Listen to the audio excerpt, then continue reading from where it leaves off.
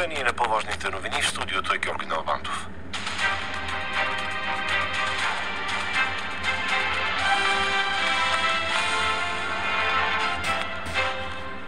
Две години след началото на войната на Русия срещу Украйна, председателят на Европейската комисия Урсула фон дер Лайен, заедно с премиерите на Италия, Канада и Белгия, участваха с Володимир Зеленски в церемония по отбелязването на годишнината на летище Гостомел, мястото на свирепа битка в началото на руската инвазия край Киев, информира Лъчезар Валев.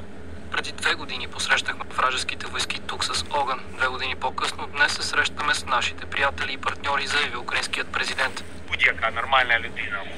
Всеки нормален човек иска войната да свърши, но никой от нас няма да позволи да настъпи край на нашата Украйна.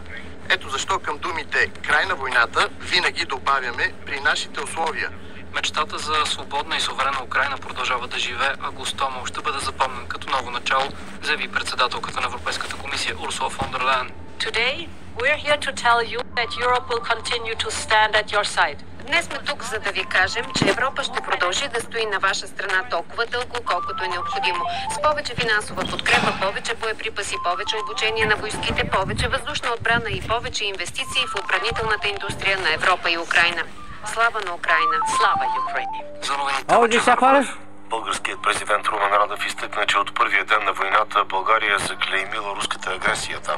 Държавният глава обаче добави, че трябва да се търсят възможности за преговори. Пътя, по който сме поели, да се търси военно решение, основано на победата на бойното поле, не дава резултата